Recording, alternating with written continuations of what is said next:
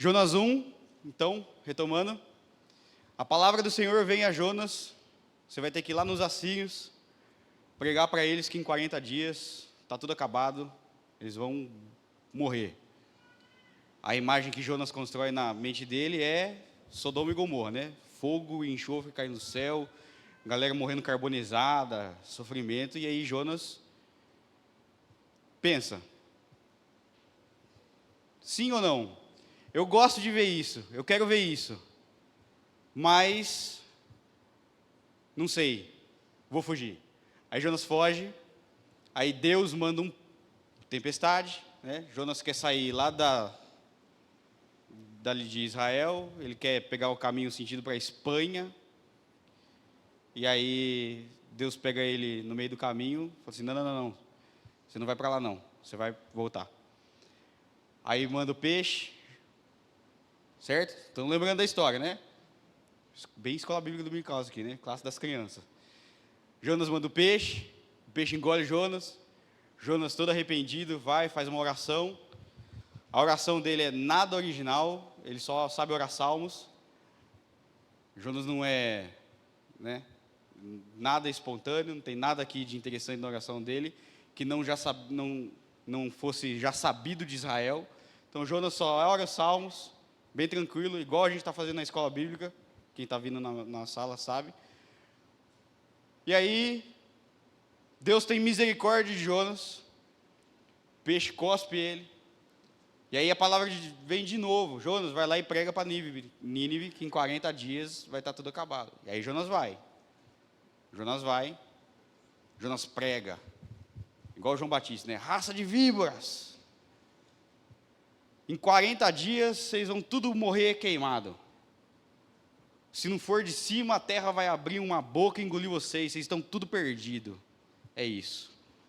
Pregação boa, né? Pregação boa. A ira justa de Deus vai cair sobre vocês e vocês não têm como escapar. Me lembra até um pouco do Jonathan Edwards, quando ele vai pregar pecadores nas mãos de um Deus irado.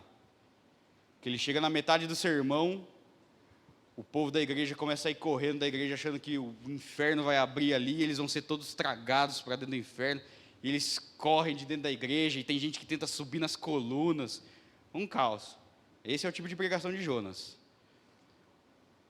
Visivelmente aquelas pessoas contemplam a ira de Deus, e eles reconhecem, não, a gente está perdido, acabou. Daqui para frente é só para trás, não tem como, não dá. E aí, o povo se arrepende, inclusive o rei se arrepende, e aí eles fazem um jejum, se vestem de pano de saco, faz um clamor.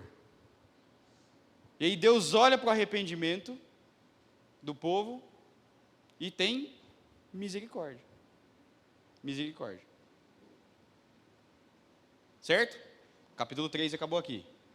Da mesma forma que Deus teve misericórdia de Jonas dentro da barriga do peixe, Deus tem misericórdia do povo de Nínive, certo? Porque Deus é um Deus de misericórdia. E aí, capítulo 4. Abram suas Bíblias comigo, por favor. Capítulo 4, verso 1. Jonas, porém, ficou extremamente contrariado e furioso. Então orou ao Senhor e disse, Senhor, ó o dedão apontando assim, não foi isso aí que eu falei lá atrás, quando ele estava na minha terra? Por isso que eu fugi depressa para Tarsis, pois sabia que és Deus compassivo e misericordioso, paciente e cheio de amor, e que te arrependes do mal. Ó Senhor, agora tira a minha vida, pois para mim morrer é melhor do que viver. Jonas é o famoso filho que tem irmão, mas ele queria ser filho único. Ele tem irmão, mas ele queria ser filho único. Ele é criança que pega a bola e fala, não, a bola é minha, acabou a brincadeira. Ele além de querer ser filho único, sabe? Aquela criança que vira para o pai e fala assim, eu não pedi para nascer. Esse aqui é o Jonas. Ele ainda é criado por vó. Ele quer ser extremamente mimado. Não, para mim o mundo. Para os outros, fogo. Jonas está irado com Deus porque ele é Deus, só por isso. E eu não vou entrar muito em detalhes porque o pastor já abordou bem isso aqui semana passada. Jonas está irado com Deus porque Deus é Deus. Simples assim. E aí ele faz o drama, ele rola no chão, na fila do mercado, ele faz aquele show que toda criança faz. E aí quem é pai, a minha ainda não faz isso. Mas quem é pai de uma criança de 3, já sabe como é que é, né? É aquela... Você não sabe o que você faz primeiro, né? Você pede desculpa para as pessoas que estão em volta, você bate na criança, você cata ela e leva para o carro. Meu pai tinha uma técnica que era infalível. Ele falou assim, quando chegar em casa a gente vai conversar. Aí morria ali, acabou. Acabava. Essa técnica era infalível. E aí chegava em casa, era só dor, pranto e sofrimento. Né? Não tinha... E a gente morava aqui no Regina, um parênteses, né? A gente morava aqui no Regina, numa casa que a porta da garagem, a única saída da garagem era uma porta. Então ele descia do carro, parava na porta, e ou eu entrava em casa e apanhava já na porta, ou eu dormia na garagem. Não tinha como correr do juízo. Então a mensagem de Jonas era para mim essa, né? O dia do juízo chegou, você não se arrependeu, então você vai sofrer as consequências, não tem para onde você correr. Mas voltando aqui para o texto. Jonas faz aquele pampeiro, e aí Deus olha para Jonas, e aí ele faz uma pergunta no verso 4. O Senhor respondeu, é razoável a tua ira? Faz sentido isso daí que você está fazendo? É razoável, tem razão, tem fundamento? Para e pensa. Para e pensa no que você está fazendo. Bem paizão mesmo, né? Faz sentido isso daí que você está fazendo? Faz sentido essa ira? Ah, Deus me mata porque eu não pedi para nascer. Faz sentido? Deus está dando tempo para Jonas lembrar o que tinha acontecido com ele. Deus está dando tempo, falando assim, viu? Faz o quê? Nem uma semana que você estava dentro da barriga do peixe, porque você desobedeceu. E aí eu usei de misericórdia com você, porque você se arrependeu. E aí agora você está vendo exatamente a mesma coisa acontecer, só porque é com o outro, não vale. Para mim, graça e misericórdia, para o outro, juízo e ira. Tem sentido isso daí que você está falando? Tem sentido isso daí que você está fazendo? Jonas orou, olha lá no capítulo 2, verso 9. Eu te oferecerei sacrifícios com voz de ação de graças, pagarei o meu voto. A salvação pertence ao Senhor. A salvação pertence ao Senhor. A salvação não pertence a mim. Não sou eu que decido quem vai ser salvo ou não. A salvação não pertence ao profeta. A salvação não pertence à igreja. A salvação pertence ao Senhor. É Ele quem determina. É Ele quem usa dos seus atributos e da sua vontade para salvar. Jonas está falando assim, não. Em relação a Ele, você está errado. Jonas orou. O Senhor é o Deus de salvação. Mas só para mim, eles não. Mas Deus é um bom pai. Ele pega Jonas e fala assim, viu, tem sentido isso daí que você está fazendo? Não. Mas Jonas não responde, né? Jonas, ele fica, é o filho emburrado que bate a porta do quarto. O pai fala com ele, dá o seu... Fala, viu, olha aqui, ó, não tem sentido isso que você está fazendo. Mas Jonas fecha a cara, bate a porta do quarto, e o verso 5 ele fala assim, então Jonas saiu da cidade e sentou-se ao oriente dela, ali armou uma tenda e sentou-se debaixo dela, à sombra, até ver o que aconteceria à cidade. Jonas, ele estava decidido que pela dureza do seu próprio coração, Deus ia condenar aquela cidade. Ele sentou, olhando para a cidade e falou assim, vamos ver mesmo se esse Deus é Deus mesmo. Ele falou que ia destruir, agora ele vai ter que destruir. Ah, mas o povo se arrependeu. Não, esse arrependimento deles aí não valeu de nada. Eu quero ver fogo descer do céu. Jonas simplesmente, pela dureza do seu próprio coração, pela sua própria obstinação, Jonas ele faz o quê? Ele coloca Deus em xeque. Fala assim, você vai fazer ou não vai? Ah lá, estou esperando, 40 dias. Aí Deus faz o quê? Espera aí. Vamos conversar de um outro jeito agora. Deus ele continua sendo paciente. Se fosse eu, já tinha dado um raio nele lá e falado assim, acabou, Jonas. Você já fez o que tinha para fazer, e agora você vai 7 palmos para baixo da terra, comer grama pela raiz. Não tem.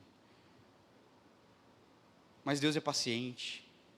Deus é misericordioso, de novo. De novo. De novo. Lembra que Jonas falou? O Senhor é o quê? Compassivo, misericordioso, paciente, cheio de amor, tardio em irar-se. E Jonas não quer aceitar isso daí. Não, o Senhor está sendo Deus, mas está sendo da forma errada. O Senhor vai ter que destruir eles agora, que eu quero ver.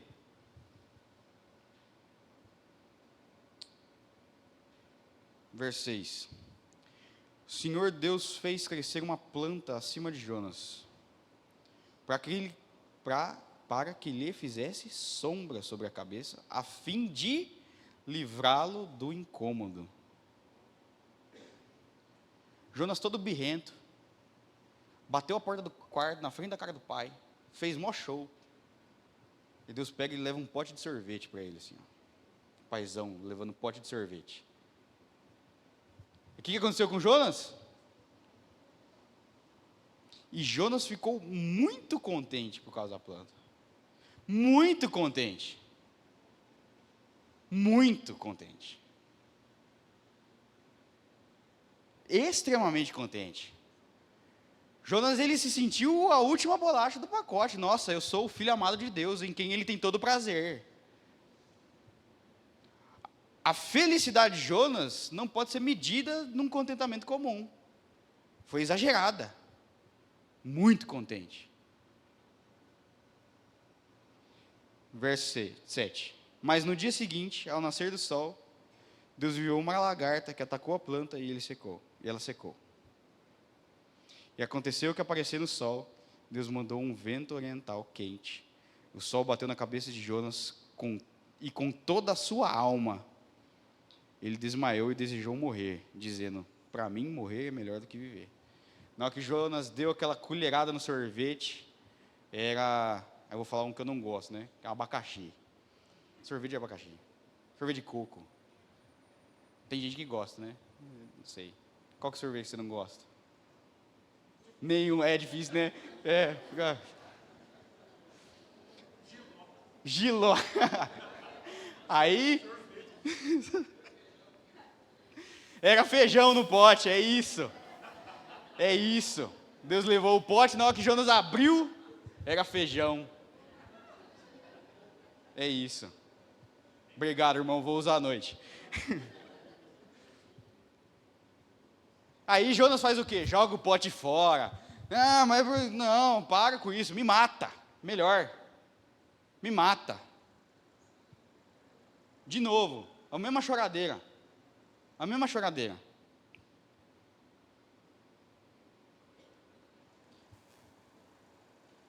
E é esquisito ter esse cara como um homem de Deus. Você vê, ele é um crente. Ele é um crente.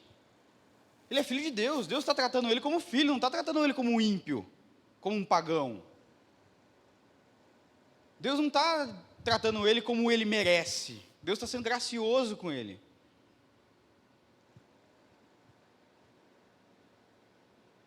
Mas Jonas, ele está injuriado, ele está indignado, porque o que ele quer não está sendo atendido. O que ele quer não está sendo feito.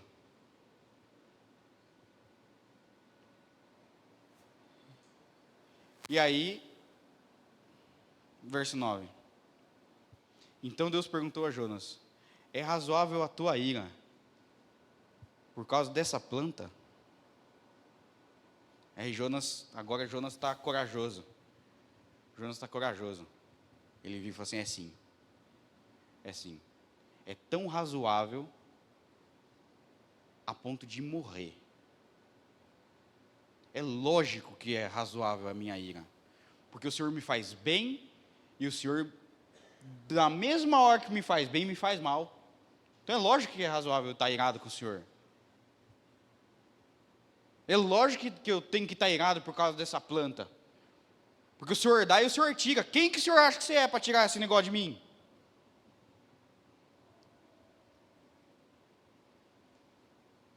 Vocês nunca oraram desse jeito, né? Não vale ser hipócrita aqui, não. Diante de Deus não vale ser mentiroso, não. Vocês nunca oraram desse jeito? A gente acabou de orar assim na sala. Quem que o Senhor pensa que o Senhor é para fazer as coisas do jeito que você está fazendo? E aí Deus vai revelar para Jonas que dentro do coração do Jonas existe um ídolo. Um ídolo que é alimentado com um sentimento. O ídolo é ele mesmo. Jonas idolatra a si. E a oferta que ele faz para esse ídolo é a ingratidão. A oferta que Jonas deposita aos pés do próprio ídolo, de si mesmo, é a ingratidão. Olha o que Deus vai falar para Jonas. Verso 10. E o Senhor disse: tens compaixão da planta. E aqui uma pausa. A palavra compaixão, a gente não tem muito entendimento a respeito dessa palavra, porque para a gente virou uma coisa batida. Mas a ideia de patos, de paixão, tem a ver com afetos. Por exemplo, um discurso, essa pregação, ou qualquer outro discurso, ele tem 3 elementos. O logos, que é a lógica. O ethos, que é a moral. O quanto esse discurso é bom no sentido moral. E ele tem o pathos, que é o quanto esse discurso consegue atingir os seus afetos. O quanto essa pregação consegue atingir o seu coração. O quanto qualquer coisa que seja falada diante de você seja capaz de produzir sentimentos, empatia, afeições. Se eu estou pregando aqui e eu não estou pregando ao coração de vocês, não vai valer nada tudo que eu falar. Porque os seus afetos não estão ligados àquilo que está sendo dito. E aí Deus está falando assim, você tem compaixão, você tem um afeto, você tem um amor surreal por essa planta.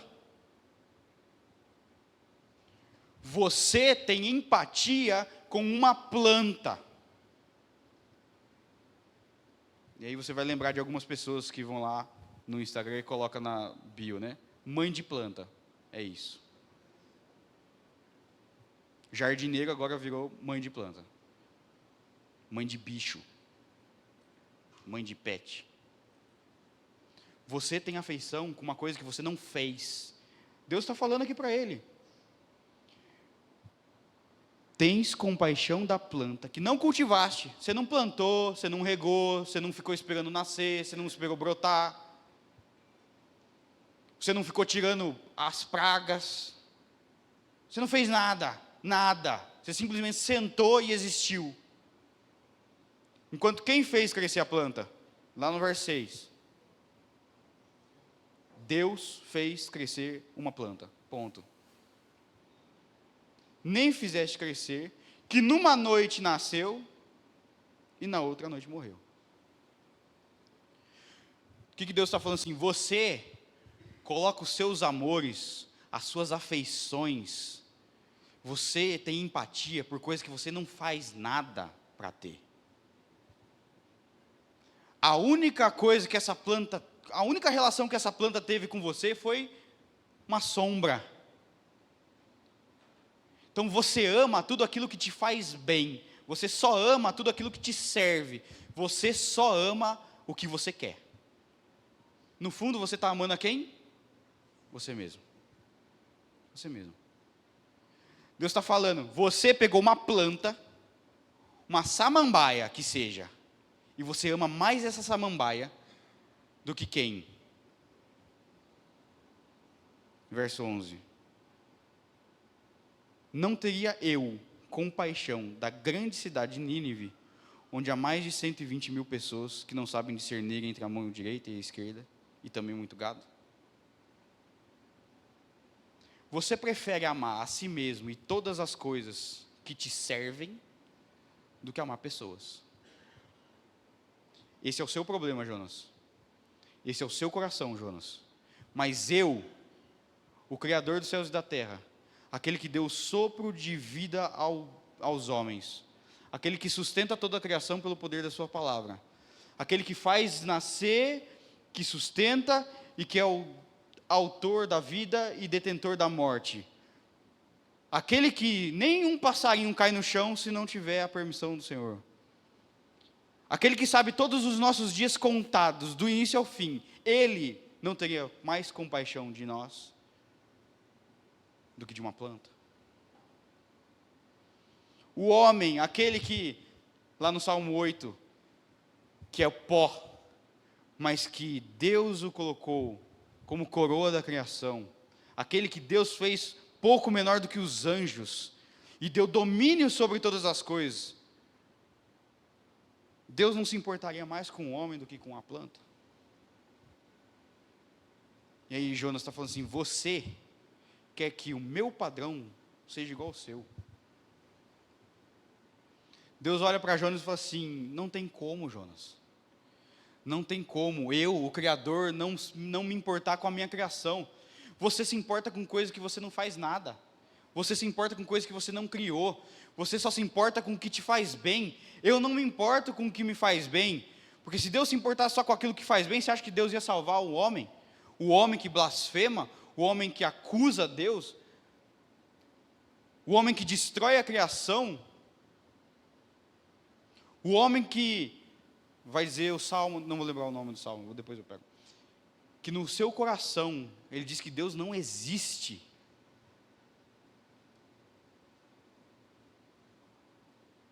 Deus está mostrando que a graça dele é muito maior do que qualquer tipo de misericórdia e graça que nós poderíamos demonstrar. Deus se importa com gente que não presta. E a gente não consegue se importar nem com gente que presta. A gente só se importa com aquilo que nos faz bem. A gente só se importa com aquilo que nos serve. E Deus está mostrando, cara, eu sou completamente diferente de você. Exigir que eu haja como você age é nonsense, é burrice. Jonas, para de ser burro.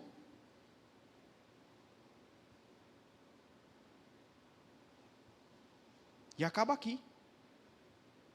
Acaba aqui, o texto acaba aqui. A gente não tem resposta de Jonas, a gente não tem o arrependimento de Jonas, a gente não tem nem nada. Jonas pode ter morrido ali naquele lugar lá, eternamente esperando chover fogo do céu, e a gente não sabe. Ou Jonas pode ter, não, realmente, vamos lá, e vai ensinar o povo a prestar sacrifício. Não sabe, a gente não sabe. Por quê? Porque Deus não está falando só com Jonas. Deus está falando com a gente. E a gente quer saber a resposta de Jonas quando a gente não quer dar a nossa. A gente quer ser omisso em relação à nossa resposta. Deus está falando assim, pare de se amar, e pare de amar as coisas que te servem, e presta atenção em mim, em como eu amo as pessoas, em como eu sou gracioso com as pessoas, enquanto eu sou misericordioso com as pessoas. Aprende de mim. Não queira que eu faça o que você faz, do jeito que você faz. Pelo contrário, você faz como eu faço. E a resposta de Jonas pouco importa, porque Deus quer saber qual que é a resposta que você vai dar para ele hoje. Qual que é a resposta que você vai dar para ele hoje? Você vai continuar com seu coração obstinado, querendo que Deus faça exatamente aquilo que você quer, cumpra e atenda todas as suas expectativas, ou você vai realmente se dobrar e falar assim, não, o Senhor sabe o que é bom. O Senhor que é verdadeiramente misericordioso. e gracioso. E por que a oferenda que Jonas dá para si mesmo é a ingratidão? Porque Jonas acabou de receber misericórdia e graça de Deus 2 vezes. 2 vezes.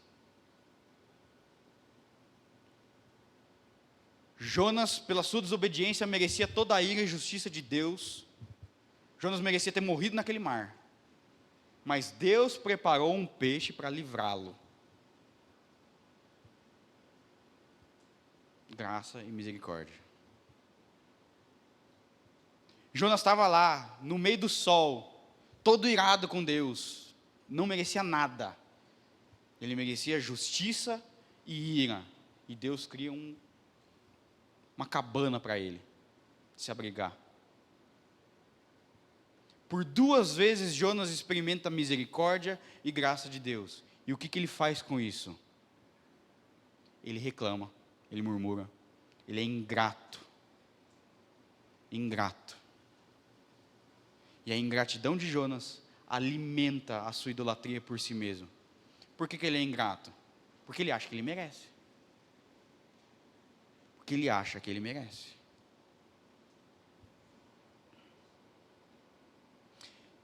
O que a gente pode aprender das inúmeras coisas que a gente pode aprender nesse texto? Eu separei uma que é a mais marcante, que é o seguinte: não existe evangelho sem graça. Não existe. Não existe pregação do evangelho sem um anúncio da graça de Deus. Mas também não existe evangelho sem o anúncio do juízo de Deus. Para que Deus exerça sua graça e sua misericórdia, o que tem que acontecer antes? O arrependimento. E o arrependimento só existe diante da consciência da santidade de Deus e da justa ira de Deus que cai sobre os pecadores. Jonas foi lá e anunciou: Deus vai queimar isso aqui, e vocês estão tudo perdido, vocês vão tudo morrer, ir para o inferno, porque vocês são violentos, porque vocês fazem tudo que desagrada o Senhor. E Ele se cansou de vocês. A lógica que procede o pecado é a ira, é o juízo. Mas a lógica que procede a misericórdia é o arrependimento. O povo se arrepende. O povo confessa seus pecados, se volta atrás. E Deus usa de misericórdia e de graça com aquele povo. E Jonas não aceita isso. Para ele, o evangelho é só juízo. Ou só graça. Graça para mim, juízo para o outro. Quando na verdade o juízo é para todos nós. E a graça também é para todos nós. A graça também é para todos nós. E a gente vê perfeitamente o evangelho sendo pregado por Cristo. Ele é o evangelho. Mas ninguém falou tanto sobre inferno e sobre condenação quanto Cristo. Jesus falou: arrependam-se que é chegado o reino de Deus. Arrependei-vos que é chegado o reino de Deus.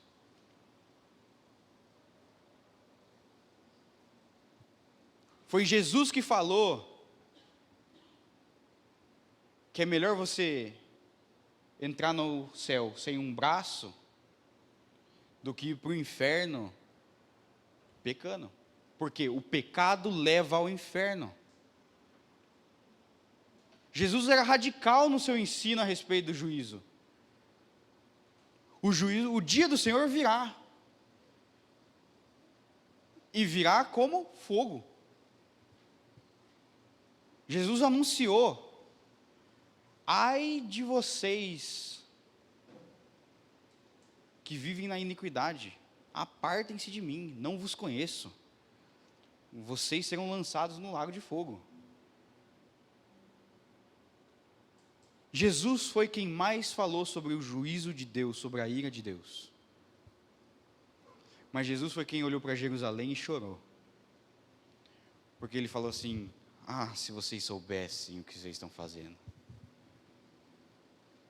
Jesus na cruz, abandonado por Deus e abandonado por todos e pelos homens, ele olha e fala assim: perdoa eles, porque eles não sabem o que eles estão fazendo. E é dessa mesma forma que Deus olha para aquele povo de Nínive. 120 mil pessoas que não sabem discernir entre a mão direita e a esquerda. Eles não têm noção do que eles estão fazendo. Eles não são indesculpáveis do seu pecado. O seu pecado está anotado por Deus, e eles têm punição. Deus não esquece do pecado. Deus não é o cara que, não, tudo bem, todo mundo pecou, mas deixa quieto, né? Não. O pecado tem salário. O pecado tem salário. Mas Deus olha para esse povo e vê um povo perdido. Jesus olha para as multidões e vê uma multidão perdida como ovelhas sem pastores. Jesus olha para Jerusalém e chora e fala assim: vocês não têm ideia do que está acontecendo. Se vocês soubessem, isso tudo seria diferente.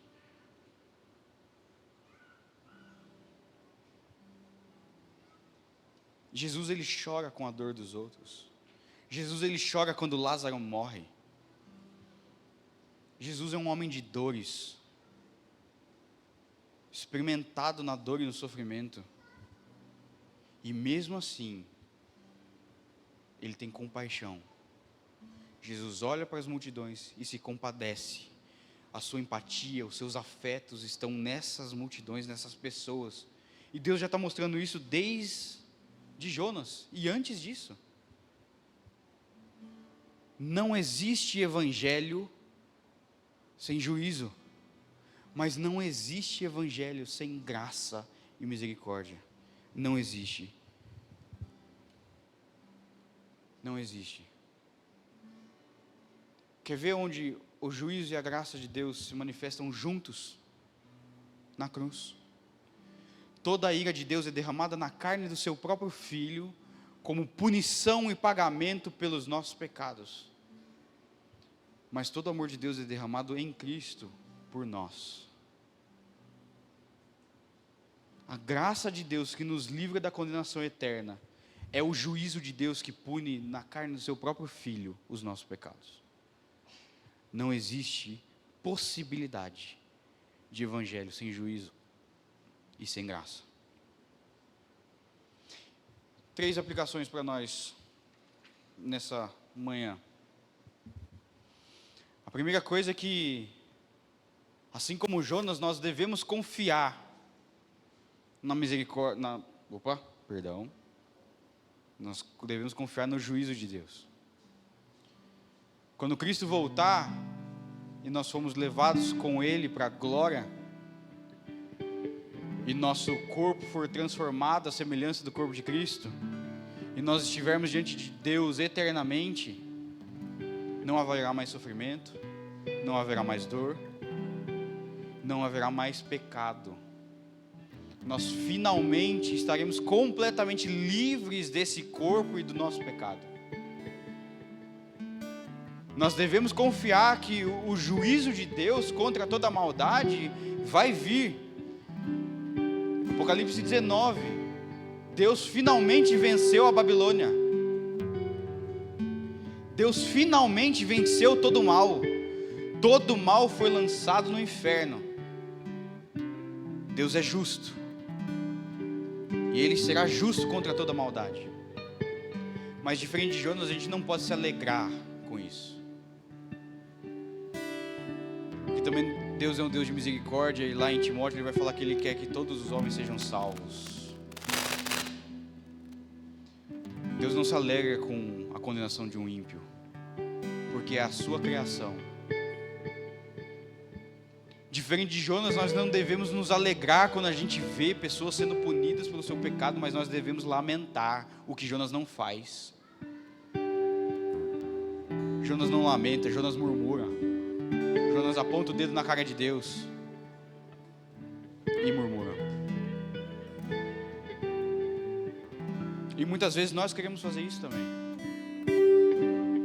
A gente confia na justiça e na ira de Deus, e a gente não quer que as pessoas sejam salvas. A gente abandona as pessoas ao seu próprio destino. A gente retém a graça e a misericórdia de Deus por amor a nós mesmos. E aí Deus olha para cada um de nós agora e pergunta assim: é razoável que você faça isso? É razoável? Tem sentido?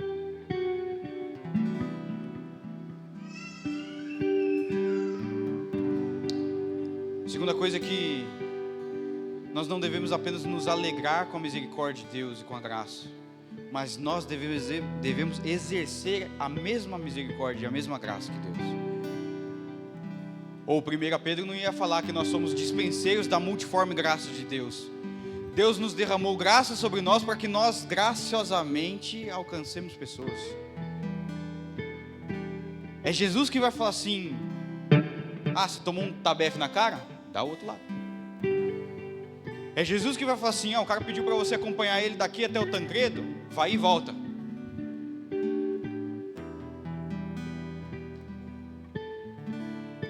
O mesmo Jesus que falou que o pecador vai pagar pelo seu pecado, ele fala assim: você, que agora foi transformado pela minha graça, você deve ser gracioso com o outro. Você deve ser misericordioso com o outro. Você não está aqui para viver do jeito que você quer, e Deus não é o seu fornecedor. Pelo contrário, você é um instrumento da graça e da misericórdia de Deus, e você faz exatamente aquilo que é a vontade dele.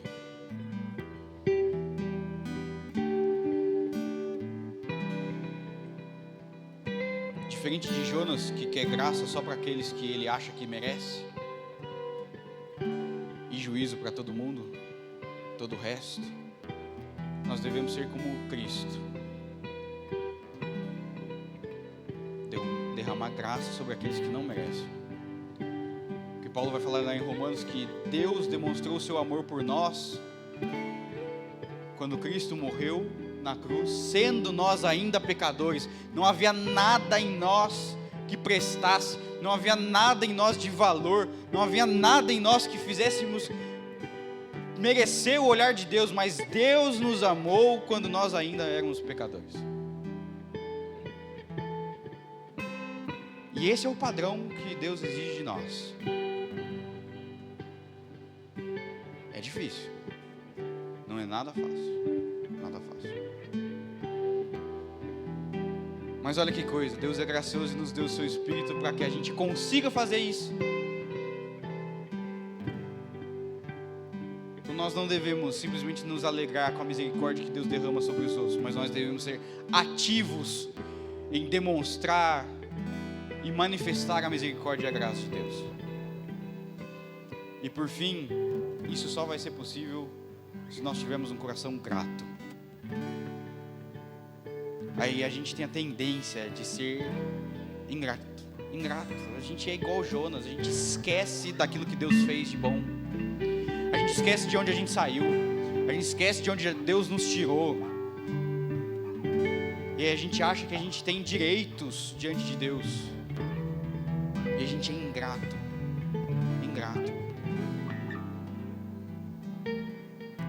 E quanto mais ingrato, menos misericordioso. Quanto mais ingrato, menos gracioso nós somos. Porque a ingratidão tira tudo de nós. A ingratidão faz com que a gente olhe para Deus e não considere Ele mais como Deus. A ingratidão nos coloca no lugar de Deus, e a partir de então eu tenho que exigir de todo mundo aquilo que me faz bem, aquilo que me satisfaz. A gente esquece com frequência as bênçãos incontáveis que Deus já derramou na nossa vida. A gente esquece que Deus nos tirou do lamaçal do pecado, nos deu vestes puras e nos colocou assentado nas regiões celestiais, já abençoados com toda sorte de bênçãos. A gente esquece que Deus nos tirou com raiz e tudo do reino das trevas e nos plantou no reino do Filho do seu amor. A gente esquece que Deus nos tirou de dentro do inferno e colocou diante dele eternamente. A gente esquece e a gente é ingrato por causa disso. E a ingratidão, ela nos drena, ela é um parasita que nos consome. A ingratidão, ela é um veneno que nos mata e mata todos aqueles que estão ao nosso redor. Se nós não tivermos um coração grato, não existe possibilidade da gente exercer misericórdia. Porque se nós não formos gratos pela misericórdia que Deus derramou nas nossas vidas, você não vai ter um mínimo de vontade, de intenção de derramar misericórdia na vida dos outros. Então a pergunta que eu quero deixar para vocês é justamente essa que Deus fez para Jonas. É razoável você viver desse jeito? É razoável a sua ingratidão? É razoável você colocar os seus afetos naquilo que te serve e não naquilo que agrada a Deus? É razoável você viver para você mesmo, quando Deus já te fez tanto, já te fez tudo? É razoável? E que o nosso coração responda isso da maneira correta, com arrependimento, com confissão, com gratidão a Deus, e com desejo de que a nossa vida seja para a glória dele. Curve suas cabeças, vamos orar. Senhor, nosso Deus e nosso Pai,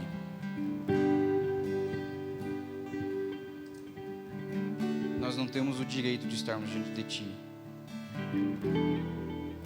mas a Tua graça nos permitiu. Nós não temos o direito de estarmos falando contigo, porque somos pecadores, somos fracos, somos falhos, somos idólatras, mas a Tua graça e a Tua misericórdia superabundaram sobre as nossas vidas. E nós pedimos o Teu auxílio e o auxílio do Teu Espírito Santo para que venha curar o nosso coração da ingratidão,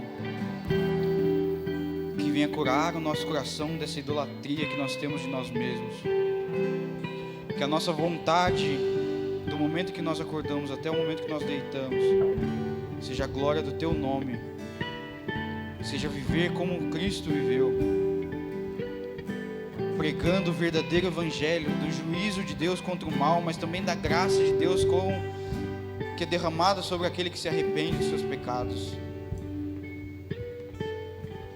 Ajuda-nos, Senhor, a não sermos juízes sobre a salvação, mas a sermos evangelistas e pregar que a Tua salvação está acessível a todos pela Tua graça, que é acessada pela fé e arrependimento em Cristo Jesus. Tira de nós todo egoísmo, tira de nós toda idolatria de nós, tira de nós, Senhor, a ingratidão. Que os nossos joelhos se dobrem diante de Ti, confessando Cristo e lembrando de onde nós viemos, confessando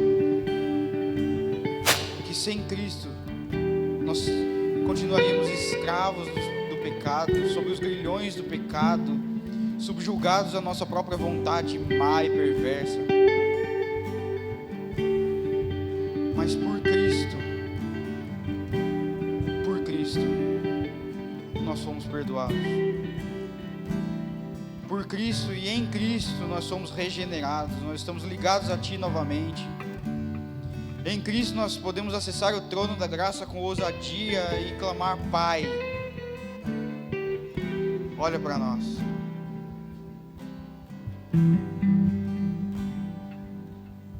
Perdoa-nos, Senhor, porque queremos impor ao Senhor as nossas vontades, queremos que o Senhor cumpra as nossas expectativas, queremos que o Senhor fique sentado no banco dos réus, onde o Senhor é acusado de não fazer a nossa vontade. Nós precisamos de Ti, Senhor. Não somos ninguém, não somos nada. Somos pó da terra e ao pó voltaremos. E tudo que nós temos aqui é o Senhor. Tudo que nós precisamos daqui é o Senhor. Ajuda-nos, Senhor.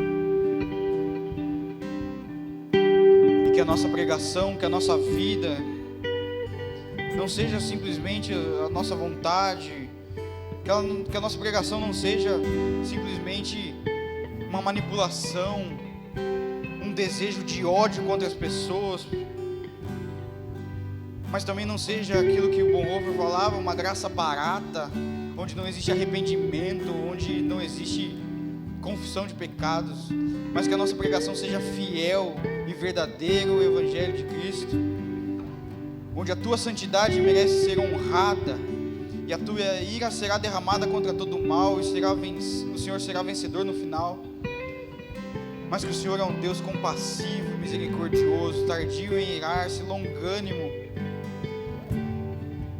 e que os teus afetos e a tua graça e a tua misericórdia são derramadas por pessoas arrependidas.